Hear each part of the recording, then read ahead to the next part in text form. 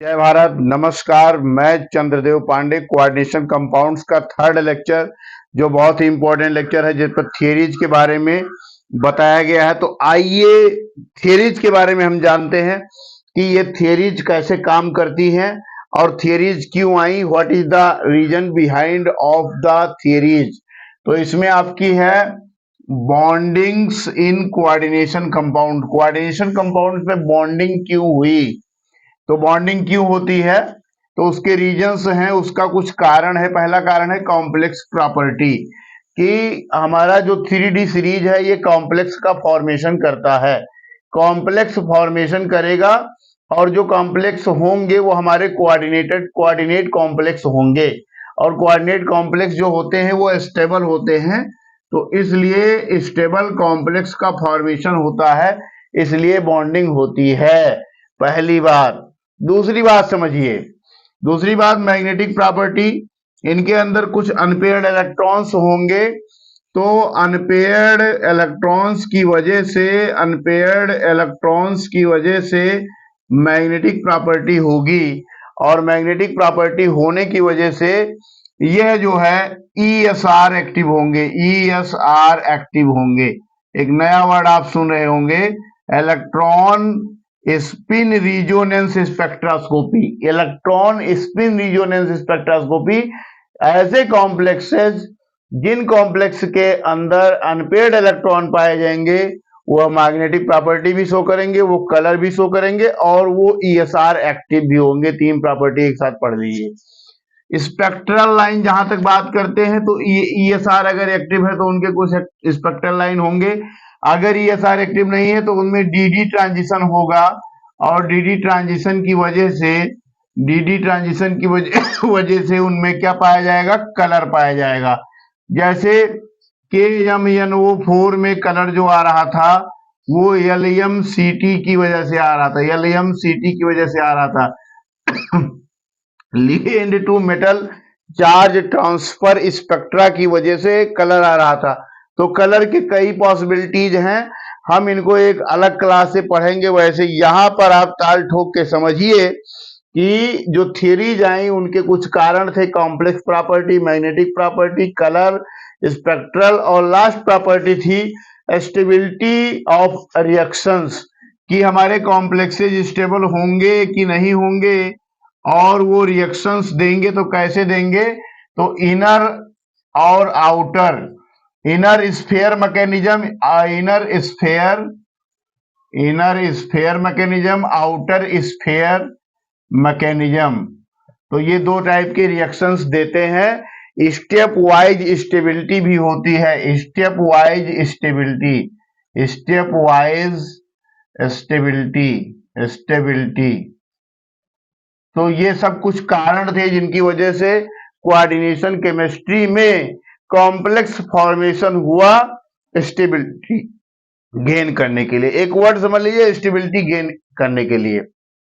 अब थियरीज होती हैं, थियरीज क्यों आती हैं, थियरीज के कारण हमने बता दिए कि colour property, magnetic property, spectral property, reactions के लिए, बॉन्डिंग के लिए, और ESR एक्टिव है कि नहीं है, मैग्नेटिक प्रॉपर्टी के लिए आती है। अब जो पहली थियरी हम पढ़ने जा रहे हैं उसका नाम है valence bond theory. Valence bond theory इसको बोलते हैं BBT। BBT के कुछ रूल्स हैं। पहला रूल्स है कोऑर्डिनेशन नंबर कितने होंगे, 3 होंगे, 4 होंगे, फिर 4 होंगे, फिर 5 होंगे, फिर 6 होंगे, फिर 7 होंगे। तो उस पर हाइब्रिडेशन क्या होगा, जैसे अगर कोऑर्डिनेशन नंबर 3 है तो हाइब्रिडाइजेशन sp3 होगा, यस होगा, और px और py ऑर्बिटल, दो ऑर्बिटल इसके होंगे, तो ये sp2 होगा। अगर ये 4 है तो क्या हो जाएगा, यस होगा, और px होगा, py होगा, और pz ऑर्बिटल होंगे। तो यहाँ पर 1 1 1 1, तो ये 4 आ रहे हैं, 4 इक्विवेलेंट हो गया, 1 1 1, तो ये 3 आ रहा है, या 2 और 1 3, 3 और 1 4, तो ऐसे हो जाता है, काउंट कर लेते हैं। और अगर sp2 है तो ये प्लेनर होगा, इसको ट्रायगोनल प्लेनर भी बोलते हैं। sp3 है तो टेट्राहेड्रल होगा। अगर 4 है तो dsp2 कहलाएगा। यहां पर स्क्वायर प्लेनर इसको बोलते हैं, स्क्वायर प्लेनर। और यहां पर 2 और 1 3 1 4 ऑर्बिटल है तो 4 आ जा रहा है। इसमें इनर डी जो होता है ये इनर इन्वॉल्व होता है, इनर इन्वॉल्व होता है। यहां पर देखिए 5 के लिए यहां पर डीजेड इन्वॉल्व होता है, ये भी इनर ही इन्वॉल्व होता है। ट्राइगोनल बाई पिरामिडल बनता है। अगर 5 है तो 3 1 4 1 5 हो गया। 6 है तो 3 2 5 1 6 हो गया। तो ये ऑक्टाहेड्रल का केस बनता है। ऑक्टाहेड्रल का फर्दर केस 2 टाइप का बनता है। एक आपका होता है sp3d2, एक होता है d2sp3। जब d अंदर हो जाएगा तो इसे बोलेंगे इनर ऑर्बिटल ऑक्टाहेड्रल, और d बाहर हो जाएगा तो इसे बोलेंगे outer orbital octahedral. Outer orbital octahedral and inner orbital octahedral. और sp3d3 हो गया तो ये 7 हो गया कोऑर्डिनेशन नंबर। ये पेंटागोनल बाई पिरामिडल IF7 का हमने पढ़ रखा है। IF7 इसका एक एग्जाम्पल है। तो ये इसकी कुछ थियरी थी कि कोऑर्डिनेशन नंबर क्या रहेगा, तो हाइब्रिडाइजेशन क्या होगा, तो पॉलीहेड्रा यानी ज्योमेट्री ऑफ द मॉलिक्यूल क्या होगी। तो बीबीटी ने क्या बताया, बीबीटी ने बताया कि according to the coordination number the hybridisation and geometry can be decided of the molecule, यानी कोऑर्डिनेशन नंबर के आधार पर उसका हाइब्रिडाइजेशन और ज्योमेट्री को हम फाइंड आउट कर सकते हैं। ये बैलेंस बॉन्ड थ्योरी में बताया गया था। अब बैलेंस बॉन्ड थ्योरी में ये चीज बताया गया तो इसी में 2 टाइप के कॉम्प्लेक्सेज आया। एक आया inner orbital complexes. Inner orbital complexes को लो स्पिन भी बोलते हैं, स्पिन पेयर्ड भी बोलते हैं। लो स्पिन या स्पिन पेयर्ड भी बोलते हैं और इनर भी बोलते हैं। दूसरा है आउटर ऑर्बिटल कॉम्प्लेक्सेज, यहीं पर जहां इनर में D2sp3 अगर हम ले लें और आउटर में sp3d2 ले लें तो ये आउटर हो गया। आउटर ऑर्बिटल को हाई स्पिन कहा गया, हाई स्पिन को स्पिन फ्री भी कहा गया। तो इनर ऑर्बिटल कॉम्प्लेक्सेज, लो spin complexes, spin paired complexes, outer orbital complexes, high spin complexes या स्पिन फ्री कॉम्प्लेक्सेज। इसका एग्जांपल D2sp3 है, D इनर इन्वॉल्व है, इसमें sp3d2 है, D आउटर इन्वॉल्व है। तो that is all about valence bond theory. Now we will discuss according to the syllabus number of examples. अब हम सिलेबस के अकॉर्डिंग कुछ एग्जांपल्स को डिस्कस करेंगे और उसमें बीबीटी को क्लियर करेंगे। इसका स्क्रीनशॉट अगर आपको लेना है तो ले लीजिए, और चैनल पे नए आए हैं तो सब्सक्राइब जरूर कर लीजिए, और समझ में आ रहा है तो कमेंट कर दीजिए, नहीं समझ में आ रहा है तो बोलिए कैसे पढ़ाएं वो भी कमेंट कर दीजिए। Thank you very much. आइए स्टूडेंट्स आपको ले चलता हूं सीधे एग्जाम्पल पर। बीबीटी में पहला एग्जाम्पल हमने लिया है CONH3 3 पॉजिटिव, और दूसरा लिया है COF6 3 नेगेटिव लिया है। NH3 हमारा जो होता है ये हमारा होता है strong field ligand. Strong field ligand, strong field ligand क्या करता है, पेयरिंग करता है। F क्या है, हाइलाइट्स जितने भी हैं, फ्लोरीन, क्लोरीन, ब्रोमीन, आयोडीन, ये सब क्या है, weak field ligands, no pairing, no pairing. यही इसका की पॉइंट है, इतना ही समझना है। यहां पर पहले कोबाल्ट लिखेंगे। कोबाल्ट का इलेक्ट्रॉनिक कॉन्फ़िगरेशन होगा D7s2। कोबाल्ट +3 में जाएगा तो S से 2 इलेक्ट्रॉन जाएगा, D से 1 जाएगा तो ये बचेगा D6 system. D6 system 3D6 system का इलेक्ट्रॉनिक कॉन्फ़िगरेशन लिखेंगे, 4s 4p भी लिखेंगे। अब ये हो गया हमारा ग्राउंड स्टेट। यहां पर जैसे ही NH3 आएगा, NH3 क्या करता है, पेयरिंग करता है, स्ट्रॉन्ग फील्ड लिगेंड है तो पेयर कर देगा। तो यहाँ पर 3 इलेक्ट्रॉन क्या हो जाएंगे, पेयर हो जाएंगे T2G में, और Eg हमारा क्या हो जाएगा, खाली हो जाएगा। तो अब NH3 हमारे पास कितने हैं टोटल, इसमें 6 NH3, कोऑर्डिनेशन नंबर इज 6। तो 2 यहाँ पर, एक 3, एक 4, एक 5, एक 6। तो यहाँ पर D2 2 D orbital inner involve हो गए और sp3 हाइब्रिडाइजेशन इसमें बन रहा है। तो यहाँ पर सभी इलेक्ट्रॉन क्या है, पेयर्ड है, इसलिए इसको हम बोलते हैं डायामैग्नेटिक। मैग्नेटिक फील्ड में एक्टिव नहीं होता है। लो स्पिन भी बोलते हैं, स्पिन पेयर्ड भी बोलते हैं। तो ऐसा कंपाउंड CONH3 होल 6 3 पॉजिटिव जो हमारा होगा डायामैग्नेटिक होगा, हाइब्रिडेशन D2sp3 होगा। और आपसे एग्जाम में अगर पूछेगा तो इतना लिखवाएगा तब 2 नंबर देगा। ये तो सिविल में पूछा जाता है, IAS में पूछा जाता है, जियो साइंटिस्ट पूछा जाता है, हर जगह पूछा जाता है, तो इतना आपको लिखना ही पड़ेगा। इस क्वेश्चन को हम डिस्कस कर लेते हैं। इस क्वेश्चन को देखिए, यहां पर पहले ऑक्सीडेशन स्टेट निकालेंगे। x इसको मान लिया x-6, f का होता है -1, तो x-6 equal to -3, x equal to +3 यहां पर आ गया। +3 आ गया तो पहले कोबाल्ट का D7H2 लिखेंगे, कोबाल्ट +3 का D6 सिस्टम आ जाएगा। D6 ये ग्राउंड स्टेट हो जाएगा। और एक्साइटेड स्टेट की जैसे बात करेंगे तो यहाँ पर F जो है हमारे क्या है, F हमारे क्या है बताइए, ये हमारे वीक फील्ड लिगेंड है, तो ये पेयरिंग नहीं करेंगे, नो पेयरिंग, पेयरिंग नहीं होगा, तो ये आउटर ऑर्बिटल के दो डी यहाँ इन्वॉल्व हो जाएंगे, तो इसीलिए यहाँ पर हो जाएगा sp3d2 आउटर ऑर्बिटल, और पैरामैग्नेटिक होंगे, ESR एक्टिव होंगे।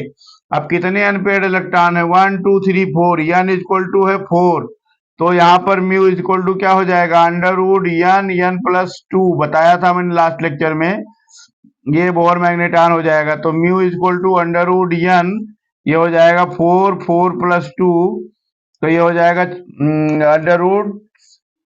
√64। तो आप इसका बोहर मैग्नेटॉन निकाल लीजिए। इस तरीके से आपने यहाँ पर सीखा कि इनर ऑर्बिटल ऑक्टाहेड्रल कैसे बनता है, आउटर ऑर्बिटल ऑक्टाहेड्रल कैसा बनता है। तो आप यहाँ जान लीजिए कि यहाँ पर लिगेंड CO होगा, NH3 होगा, CN होगा, ये सब पेयर्ड करेंगे, ये सब स्ट्रॉन्ग फील्ड लिगेंड में जाएंगे। यानी nitrogen donor and carbon donor किस में जाएंगे, स्ट्रॉन्ग फील्ड लिगेंड में। और यहाँ पर H2O होगा और हाइलाइट्स होंगे और ऑक्सीजन के डोनर होंगे, ऑक्सीजन डोनर होगा, तो ये सब जाएंगे वीक फील्ड लिगेंड्स में। तो आइए कुछ क्वेश्चंस और डिस्कस करते हैं जो कि एग्जाम में आने वाले, ये भी एग्जाम में आ सकते हैं। आइए आगे बढ़ते हैं कुछ और क्वेश्चंस।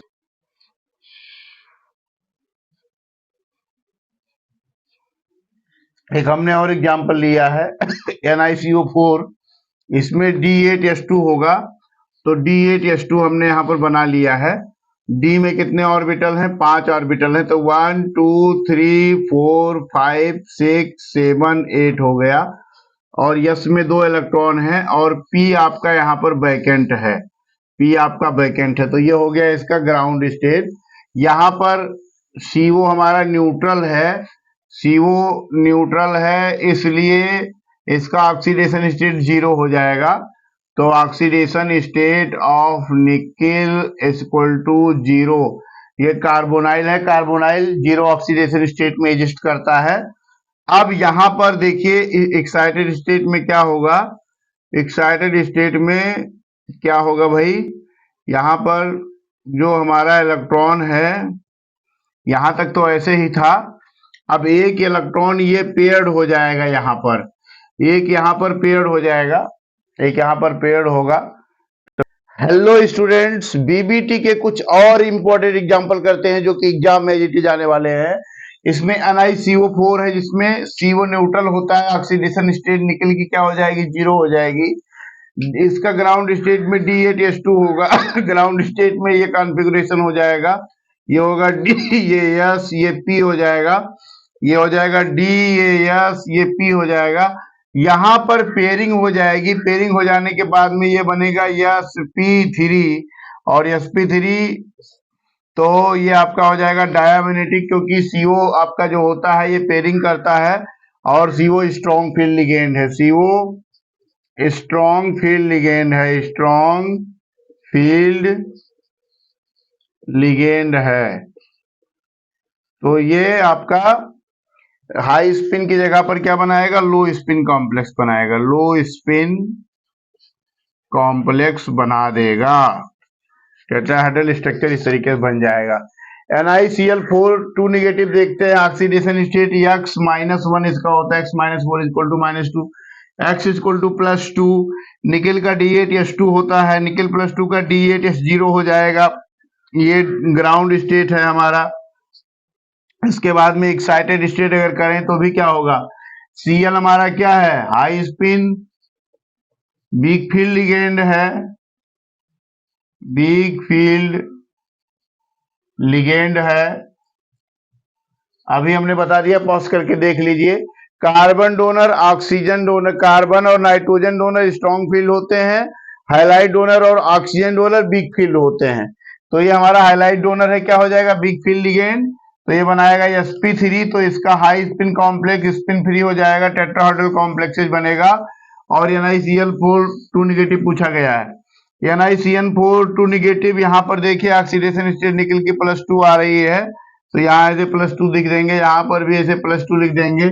आप यहाँ चाहें तो निकल कर 0 लिख सकते हैं, यहाँ पर चाहें तो ऐसे इस तरीके से। तो ये हो जाएगा D8S2 हो जाएगा, लास्ट में बचेगा D8, और D8 पर आप Cn है तो क्या हो जाएगा, ये स्ट्रॉन्ग फील्ड लिगेंड है, क्योंकि कार्बन डोनर है, स्ट्रॉन्ग फील्ड लिगेंड है, तो इसलिए ये बनाएगा लो स्पिन कॉम्प्लेक्सेज या स्पिन पेयर बनाएगा, DsP2 बनाएगा। यहां पर हमारे पास कितने Cn है, 4 हैं, तो एक 2 3 4 ऑर्बिटल इसके इन्वॉल्व हो जाएंगे, एक D का और एक S का और 2 P का। इस तरीके से आप अगर देखें तो इसमें आपका मैग्नेटिक मोमेंट नहीं होगा, इसमें मैग्नेटिक मोमेंट होगा, क्योंकि n इक्वल टू 2 है, यहाँ पर n इक्वल टू 2 है, यहाँ पर n इक्वल टू 0 है, यहाँ पर भी n इक्वल टू क्या है, 0 है। तो n इक्वल टू समथिंग होना चाहिए, नंबर ऑफ अनपेयर्ड इलेक्ट्रॉन की कुछ वैल्यू होगी, तभी वो मैग्नेटिक बिहेवियर शो करेगा, तभी वो कलर्ड शो करेगा, तभी वो स्पेक्ट्रल शो करेगा। तो n की वैल्यू कुछ ना कुछ होनी चाहिए। n की वैल्यू 2 है तो मैग्नेटिक मोमेंट शो करेगा। म्यू इक्वल टू √, यहाँ पर हो जाएगा 2 + 2, तो कितना हो जाएगा, √8। √8 की वैल्यू आप निकालिए, कितनी आ जाएगी, 2.98 हो जाएगा, 2.89 समथिंग हो जाएगा। तो इस तरीके से आप चीजों को समझ पाएंगे। बीबीटी के कुछ और क्वेश्चंस आप कर लीजिए, मैं कुछ क्वेश्चंस कराऊंगा, और बीबीटी की कुछ कमियों को बताने के बाद हम चलेंगे CFT पर। और CFT बहुत ही इंपॉर्टेंट है, क्रिस्टल फील्ड थ्योरी, जो आपको नेट में, गेट में और नीट में और जैम में और CUET में काम करेगी। तो बच्चों पढ़ते रहिए, ऑर्गेनिक बाबा के साथ बने रहिए और पूरा एंजॉय कीजिए। अभी तक स्क्रीनशॉट नहीं लिया तो स्क्रीनशॉट ले लीजिए, और क्लास समझ में आ रही है तो कमेंट कर दीजिए, शेयर कर दीजिए, रिप्लाई कर दीजिए, बेल आइकन को दबा दीजिए, पढ़ते रहिए। बीबीटी में मैग्नेटिक प्रॉपर्टीज की अगर हम बात करें तो मैग्नेटिक प्रॉपर्टीज बीबीटी एक्सप्लेन करती है। एक्सपेरिमेंटल मैग्नेटिक ससेप्टिबिलिटी एक्सपेरिमेंट किया जाता है, जिसके कारण मैग्नेटिक फील्ड जो है, मैग्नेटिक प्रॉपर्टी आती है। लेकिन मैग्नेटिक प्रॉपर्टी क्यों होती है, ड्यू टू अनपेयर्ड इलेक्ट्रॉन, कई बार हम बता चुके हैं। जैसे हम सिस्टम लेते हैं टाइटेनियम +3, तो ये D1 सिस्टम जाएगा, इसमें एक अनपेयर्ड इलेक्ट्रॉन होगा, यहां देख लीजिए आप, एक अनपेयर्ड इलेक्ट्रॉन होगा, तो n इक्वल टू 1, तो मैग्नेटिक मोमेंट होगा। D2 अगर ले लें तो D2 वाले केस में 1 2 n इक्वल टू 2 होगा, इसमें भी होगा मैग्नेटिक मोमेंट। यहां पर देखिए, यहां पर magnetic moment n equal to 1 2 3, इसमें भी होगा। n इक्वल टू इसमें 5 होगा, इसमें भी होगा। n इक्वल टू 4 होगा, इसमें भी होगा। n इक्वल टू यहाँ पर D6 सिस्टम में n इक्वल टू 4 होगा, तो ये सब मैग्नेटिक मोमेंट शो करेंगे। अब ये तो कैटायंस की बात हो गई, मैग्नेटिक मोमेंट 3D के कैटायंस की बात हो गई। कैटायंस को देख करके आप मैग्नेटिक मोमेंट बता पाएंगे, ऐसे क्वेश्चन पूछे जाते हैं। फिर आपसे कुछ कंपाउंड दिए हैं, MnCN6 3 निगेटिव, इसमें n इक्वल टू 2 आएगा according to valence bond theory. MnCl6 में n इक्वल टू 4 आएगा। जब n की वैल्यू कुछ ना कुछ रहेगी तो मैग्नेटिक मोमेंट रहेगा, मैग्नेटिक मोमेंट निकल के आएगा। यहाँ पर FeCN6, यहाँ पर n इक्वल टू 1 है, मैग्नेटिक मोमेंट आएगा। ये देखिए CO oxalate whole thrice 3 negative, n equal to 0 हो गया, इनर ऑर्बिटल पैरामैग्नेटिक यहाँ पर होना चाहिए, लेकिन पैरामैग्नेटिक नहीं होता है, वो डायामैग्नेटिक हो जाएगा, स्पिन पेयर्ड हो जाएगा, तो ये डायामैग्नेटिक हो जाएगा आपका n equal to 0। n equal to 4 है तो ये पैरामैग्नेटिक हो जाएगा, sp3d2 हो जाएगा। COF6 की बात करेंगे, ये आउटर ऑर्बिटल बनाएगा, sp3 डी देखिए बाहर आ जा रहा है, outer orbital spin free complex बना रहा है। Fe F6 3 negative n equal to 5 आ रहा है, मैग्नेटिक मोमेंट होगा, बिग फील्ड लिगेंड होगा क्योंकि फ्लोरीन क्लोरीन ब्रोमीन आयोडीन ये सब बिग फील्ड लिगेंड होते हैं। कार्बन यहाँ पर Cn आ गया, स्ट्रॉन्ग फील्ड लिगेंड हो जाएंगे। ऑक्जेलेट आपका स्ट्रॉन्ग फील्ड लिगेंड हो जाएगा। एक क्वेश्चन 9.7 दिया हुआ है, MnBr4 two negative mu equal to 5.9। तो इसको अगर आप बीबीटी लगाएंगे, अकॉर्डिंग टू बीबीटी, तो बीबीटी लगाएंगे, क्वेश्चन कई बार आपके सीबीएसई में गेट में आया हुआ है, तो ये sp3 टेट्राहेड्रल कॉम्प्लेक्सेज बनाएगा।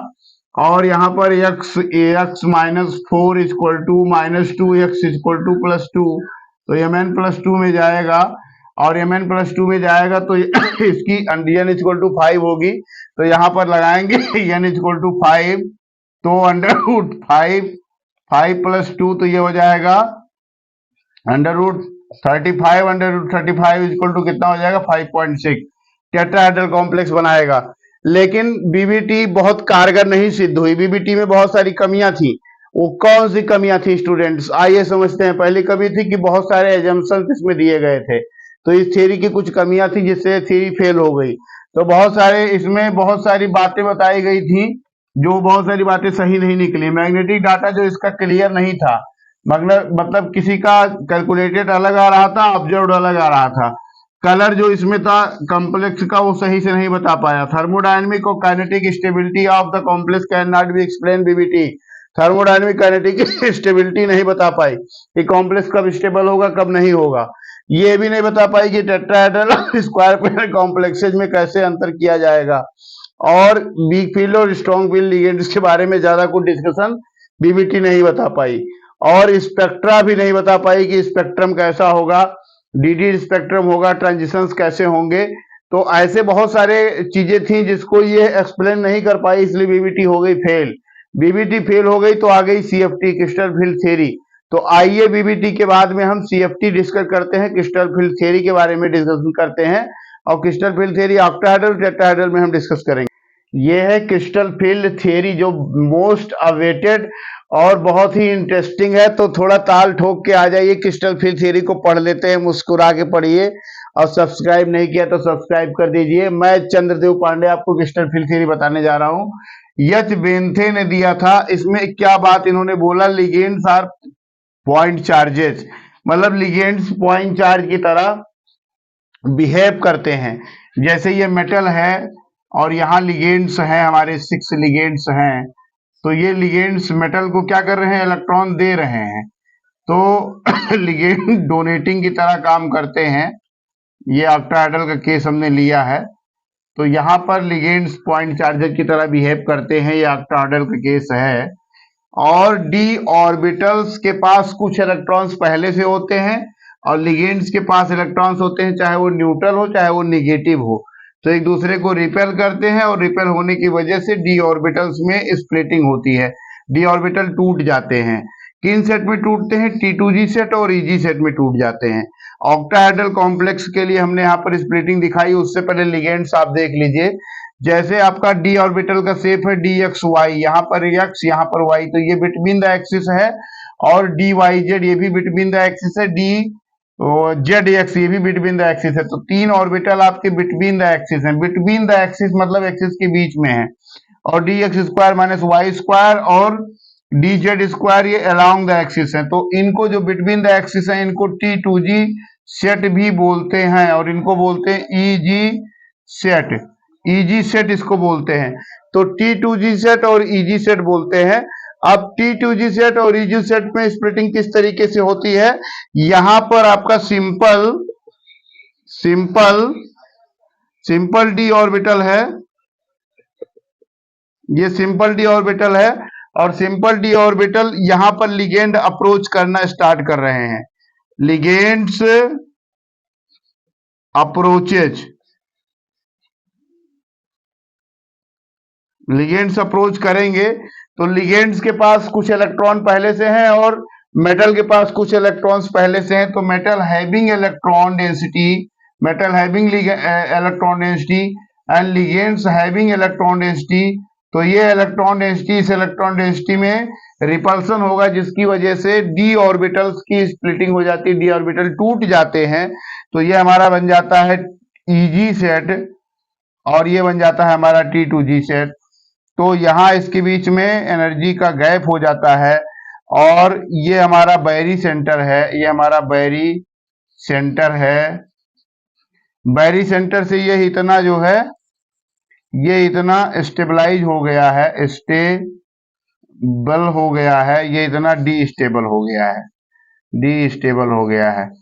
तो अब जो हमारे जैसे मान लीजिए कि हमारा लिगेंड अप्रोच किया तो डी ऑर्बिटल्स हमारे ये तीन जो हमारे डी एक्स वाई हैं, डी वाई जेड हैं और डी जेड एक्स हैं, D X square minus Y square और डी जेड स्क्वायर हैं, तो इनकी एनर्जी बढ़ जाएगी, इनकी एनर्जी घट जाएगी। तो क्योंकि अलोंग द एक्सिस है, एक्सिस पर पड़ते हैं तो ज्यादा रिपल्सन हो जाएगा, तो ज्यादा रिपल्सन होने से वजह से एनर्जी इनकी बढ़ जाएगी। तो ये ऑक्टाहेड्रल की स्प्लिटिंग हमने आपको बता दी है। टेट्राहेड्रल की स्प्लिटिंग में कुछ नहीं होता है, टेट्राहेड्रल की स्प्लिटिंग में इसी में जो है जस्ट अपोजिट हो जाता है। कैसे कि यहां पर हमारा ये डी ऑर्बिटल है और डी ऑर्बिटल की एनर्जी बढ़ेगी और बढ़ने के बाद में यहां पर अप्रोचेज T2G सेट की एनर्जी क्या हो जाएगी, बढ़ जाएगी, D X Y, D Y Z, D Z X, T2G set और EG सेट की एनर्जी क्या हो जाती है, घट जाती है, D X square minus Y square and D Z square. तो यहां पर एनर्जी जस्ट अपोजिट हो जाती है, अपोजिट टू ऑक्टाहेड्रल, ऑक्टाहेड्रल की अपोजिट हो जाती है, तो इसको हम बोलते क्या है, ये टेट्राहेड्रल होता है, टेट्राहेड्रल होता है। तो ये स्प्लिटिंग हो जाती है, क्यों होता है, क्योंकि डी के पास इलेक्ट्रॉन्स होते हैं, मेटल के पास इलेक्ट्रॉन्स होते हैं, डी ऑर्बिटल और मेटल के इलेक्ट्रॉन्स में रिपल्सन होता है जिसकी वजह से डी ऑर्बिटल्स जो है मेटल के इलेक्ट्रॉन्स की स्प्लिटिंग, डी इलेक्ट्रॉन्स को जो है लिगेंड डी इलेक्ट्रॉन्स को तोड़ देते हैं, दो सेट में विभाजित हो जाते हैं अलग अलग एनर्जी लेवल पे। तो एक एनर्जी लेवल जो होता है वो बैरी सेंटर मतलब कि सिंपल एनर्जी लेवल से कम हो जाता है, उसको स्टेबल सेंटर बोलते हैं, T2G सेट, और जिसकी एनर्जी ज्यादा हो जाती है उसे EG सेट बोलते हैं ऑक्टाहेड्रल के केस में। लेकिन अगर हम इसी को टेट्राहेड्रल के केस में देखें तो यहां पर इसका जस्ट अपोजिट हो जाता है, D X square minus Y square D Z square, जो हमारा EG सेट है इसकी एनर्जी कम हो जाती है और T2G set D X Y D Y Z D Z X जो बिटवीन द एक्सिस थे वहां पर एनर्जी ज्यादा हो जाती है, क्योंकि यहां पर ligand between the axis approach करता है, यहां पर लिगेंड्स जो है अलोंग द एक्सिस अप्रोच करता है। यहां पर लिगेंड्स अप्रोचेज मतलब कि अप्रोच करता है along the axis in octahedral, और यहां पर ligands approaches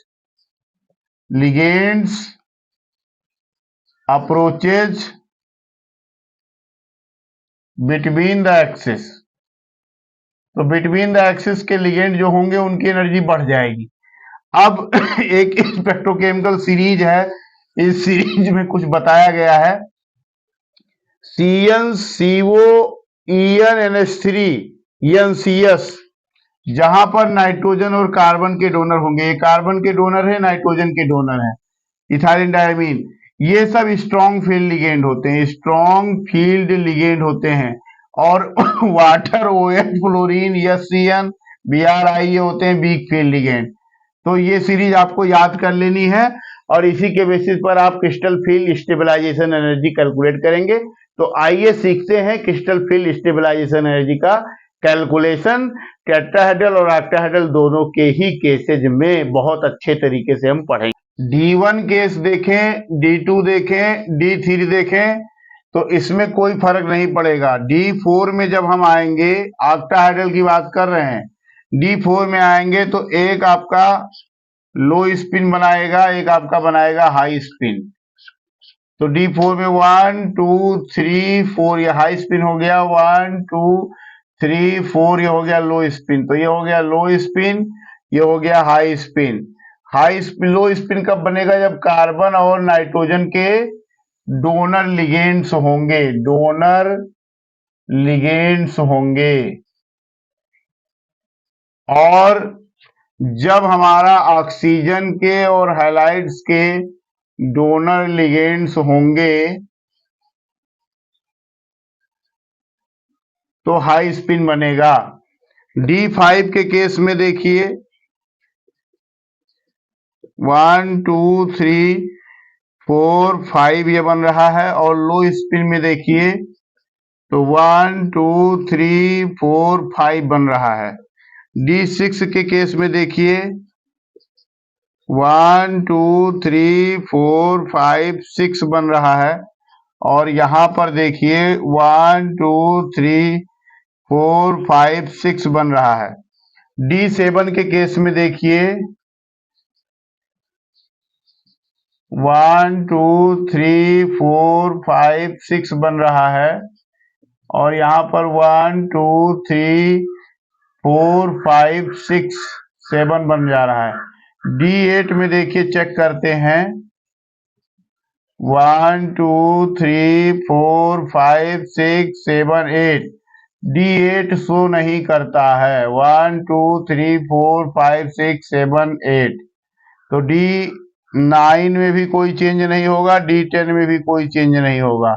D8 D9 D10 D1 D2 D3 high spin लो स्पिन दोनों केस में एनर्जी सेम होती है।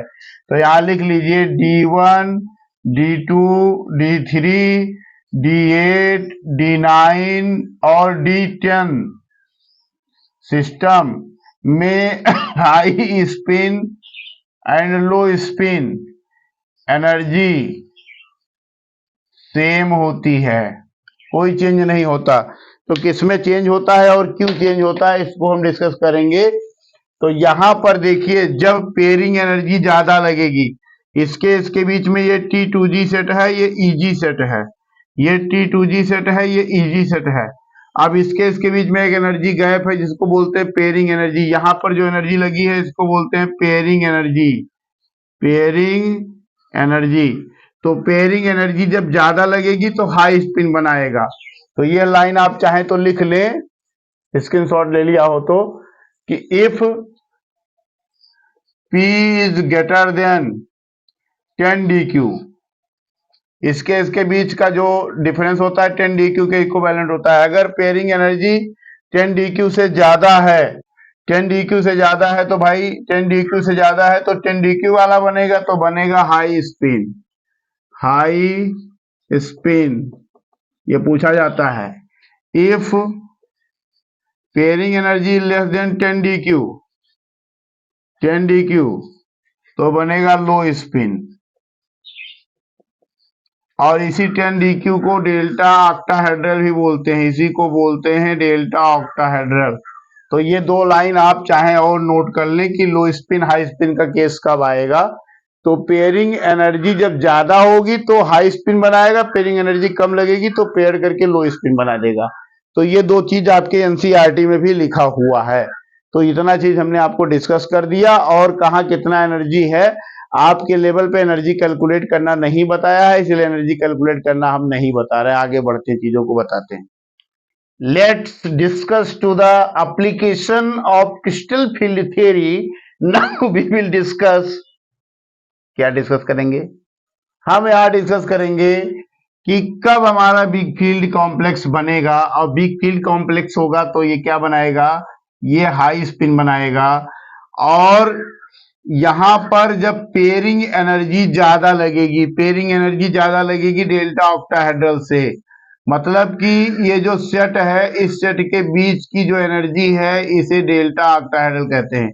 तो इससे पेयरिंग एनर्जी ज्यादा लगेगी, तो पेयरिंग एनर्जी हम क्यों खर्च करेंगे, महंगे है पेयरिंग एनर्जी, तो हम हाई स्पिन कॉम्प्लेक्स बनाएंगे, बिग फील्ड लिगेंड्स होंगे, वीक फील्ड कॉम्प्लेक्स होंगे। कार्बन और नाइट्रोजन डोनर जब होंगे तो हमारा ये जो है नहीं, यहाँ पर ऑक्सीजन और हैलाइड डोनर होंगे, और यहाँ पर स्ट्रॉन्ग फील्ड वाले में कार्बन और नाइट्रोजन होंगे। ये थोड़ा चेंज कर लीजिएगा।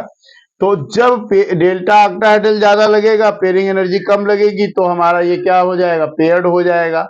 देन बिकम पेयर्ड, और ये हो जाएगा पेयर्ड, और ये क्या हो जाएगा, पेयर्ड फ्री, ये फ्री रहेगा।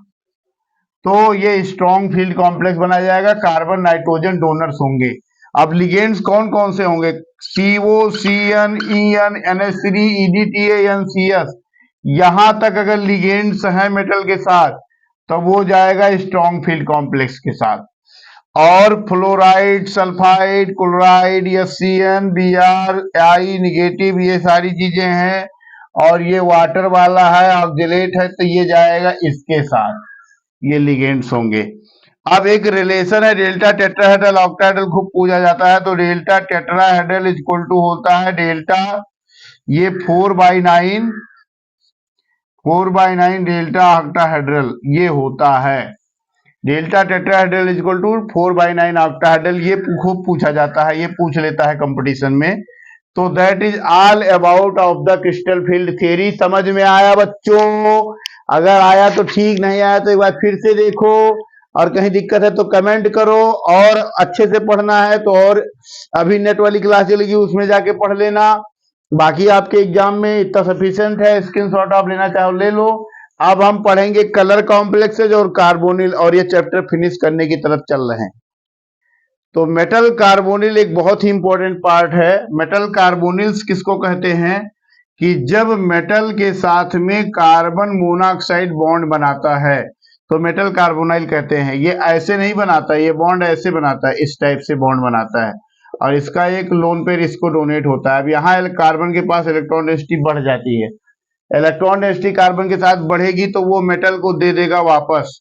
तो इस टाइप से कुछ इसमें बॉन्डिंग होती है, जिसको हम बोलते हैं सिनर्जेटिक इफेक्ट बोलते हैं, कि मेटल पहले अपना इलेक्ट्रॉन किसको देता है, कार्बोनिल को देता है। कैसे, पाई बॉन्डिंग के थ्रू, पाई बॉन्डिंग के थ्रू देता है, और कार्बोनिल अपना इलेक्ट्रॉन सिग्मा बॉन्ड के थ्रू देता है। तो सिग्मा डोनर कौन होता है, CO, और पाई एक्सेप्टर कौन होता है,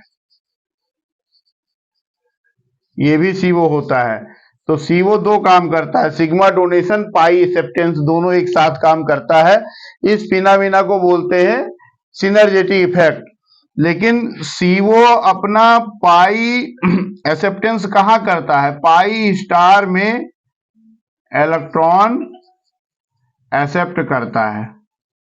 तो ये क्वेश्चन पूछा जाता है कि कार्बोनिल इलेक्ट्रॉन अपना लेता कहां है, तो पाई स्टार में एक्सेप्ट करता है। यह ऐसे होता है कि जैसे जब हम अपने ननिहाल में जाते हैं या ससुराल में जाते हैं तो कुछ पैसे बांट देते हैं।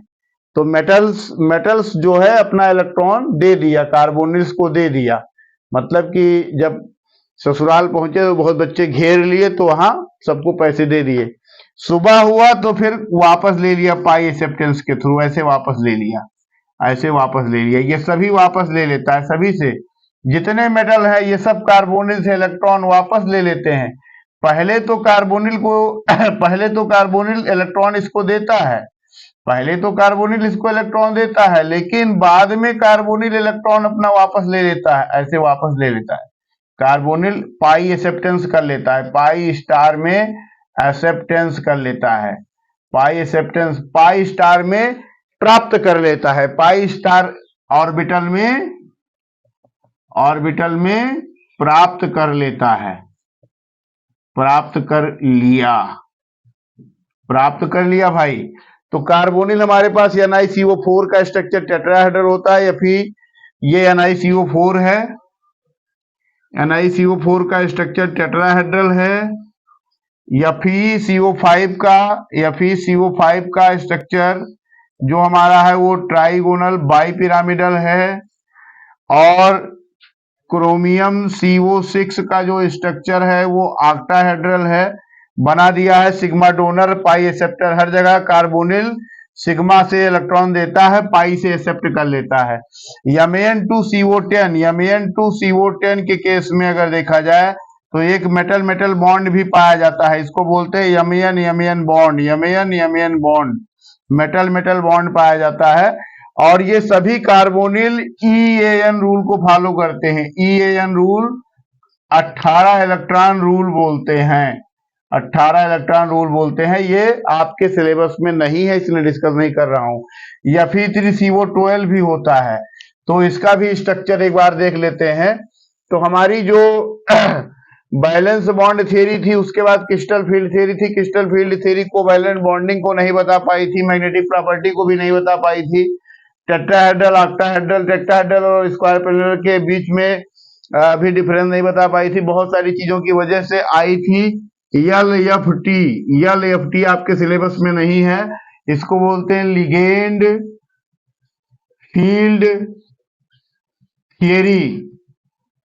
नेट के सिलेबस में इसको मैं पढ़ाऊंगा, लिगेंड फील्ड थियरी क्या है।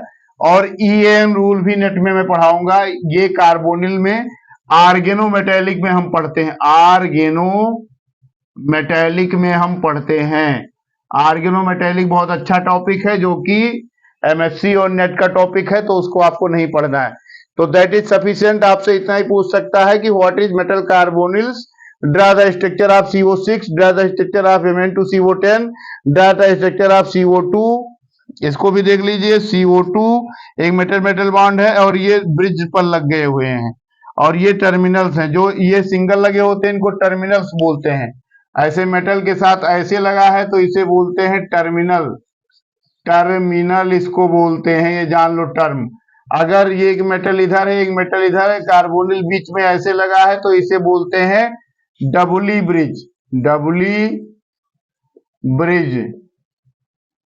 और अगर मान लीजिए कि इधर बता देता हूं कि यहां पर भी मेटल है, यहां पर मेटल है, यहां पर मेटल है, यहां पर कार्बोनिल है, इससे भी लगा, इससे भी लगा, इससे भी लगा, इससे भी लगा, इससे भी लगा, इससे लगा, तो इसे बोलते हैं ट्रिपली ब्रिज, ट्रिपली ब्रिज, ट्रिपली ब्रिज बोलते हैं। इन तीनों की IR फ्रीक्वेंसी सबकी अलग अलग आती है। इसको IR स्पेक्ट्रोस्कोपी में पढ़ते हैं, इसकी IR अलग आएगी, इसकी IR सेम आएगी, इसकी IR अलग आएगी, इसकी IR अलग आएगी। सबसे ज्यादा IR टर्मिनल की होती है, उसके बाद में डबली ब्रिज की होती है, उसके बाद ट्रिपली ब्रिज की होती है।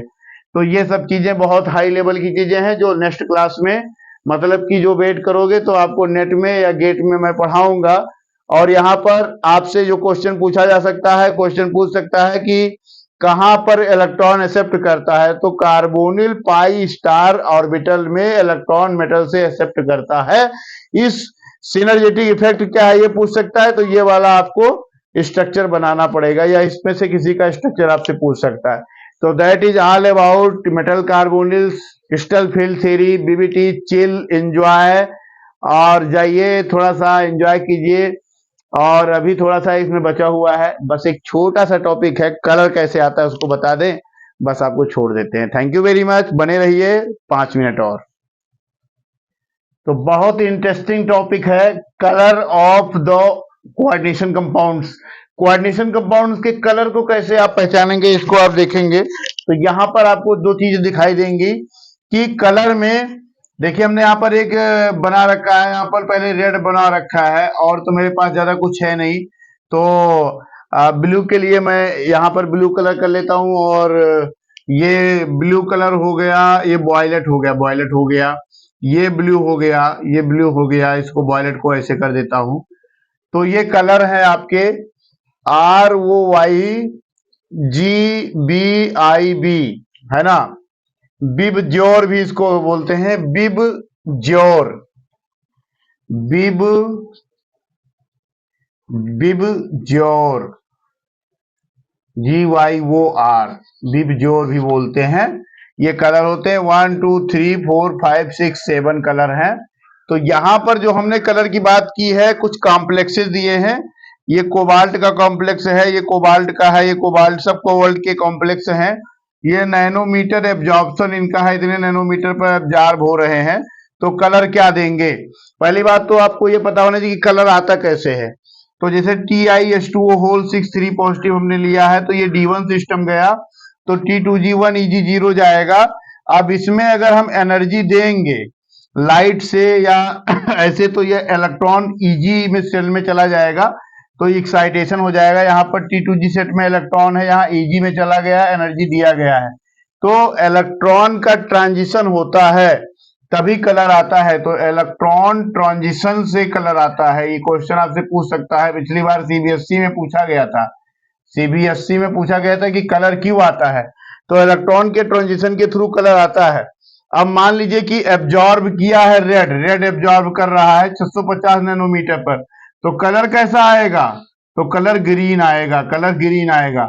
यहाँ पर एब्जॉर्प्शन अगर ऑरेंज कर रहा है, देखिए ऑरेंज अगर एब्जॉर्ब किया है, यहाँ देखिए ऑरेंज एब्जॉर्ब किया है, तो ऑरेंज एब्जॉर्ब किया है तो कलर हमारा कैसा आएगा, ब्लू आएगा। देखिए यहाँ पर ब्लू आ रहा है।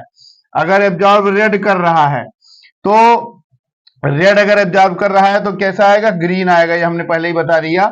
और वायलेट अगर एब्जॉर्ब कर रहा है तो येलो आएगा। तो इसको बोलते हैं colour wheel, colour wheel, colour wheel. ये कलर व्हील है कि कितने, अब वायलेट कितने पर आता है, 750 पर आता है, और रेड कितने पर आता है, 650 पर आता है, और ऑरेंज कितने पर आता है, 580 पर आता है, और आपका येलो आता है 560 पर, ग्रीन आता है 490 पर, और ब्लू आता है 430 पर। तो ऐसे यहाँ पर देखिए लिखा गया है। ये आपका 535 पर एब्जॉर्ब कर रहा है, तो 535 पर एब्जॉर्ब कर रहा है, तो इसमें रेंज ढूंढिए 535 कहाँ है, 535 कहीं ना कहीं यही होगा, तो ये ऐसा आ रहा होगा, तो इसका ब्लू कलर आएगा, तो ये कोबाल्ट आपका ब्लू कलर हो जाएगा। 500 पर एब्जॉर्ब कर रहा है, तो 500 पर एब्जॉर्ब कर रहा है, इसका मतलब कि ग्रीन एब्जॉर्ब कर रहा है, तो रेड कलर आएगा, तो इसका रेड कलर हो जाएगा। 475 पर एब्जॉर्ब कर रहा है, तो 475 कहाँ है, यहाँ पर देखिए 475 आपका यहाँ होगा, इसी के बीच में होगा, तो आपका ये रेड और ऑरेंज कलर का आएगा। ऐसे ही 600 अगर एब्जॉर्ब कर रहा है, तो 600 एब्जॉर्ब अगर कर रहा है तो 650 रेड है, तो ग्रीन कलर आएगा। तो ये एब्जॉर्प्शन कितना है, एब्जॉर्प्शन के अपोजिट वाला कलर देता है। तो थैंक यू वेरी मच कि आपने इतना ध्यान से शिद्दत से सुना। कलर व्हील को भी आपने पढ़ा, इलेक्ट्रॉन एब्जॉर्प्शन को भी पढ़ा, आपने नैनोमीटर्स कितना एब्जॉर्प्शन हो रहा है वो भी पढ़ा, आपने कलर एब्जॉर्प्शन को पढ़ा, और इलेक्ट्रॉन ट्रांजिशन को पढ़ा, और आपने CFT को पढ़ा, BBT को पढ़ा, LFT को पढ़ा, और आपने मैग्नेटिक मोमेंट को पढ़ा। धैर्य बनाए रखा। और हमारे चैनल पर अगर आप नए हो तो आप सब्सक्राइब जरूर कर लें। और आज आपकी कोऑर्डिनेशन फिनिश हो रही है, हमारा सीना एकदम चौड़ा हो रहा है कि आपकी कोऑर्डिनेशन हमने फिनिश कर दी, हमने DF ब्लॉक फिनिश कर दिया। अब आपके सिर्फ क्वेश्चन चलेंगे, और ऑर्गेनिक में व्हाट हैपेंस व्हेन, क्या होता है जब रिएजेंट्स, और कुछ हमारे GOC के पार्ट्स रह गए जिनको मैं कराऊंगा। उसके बाद 11th क्लास के बच्चों के लिए स्पेशली कुछ मैं नया लेकर के आने वाला हूं, वो चीज बने रहे। तो thank you very much, thank you for watching, thank you very much. जय हिंद, जय भारत, हर हर महादेव।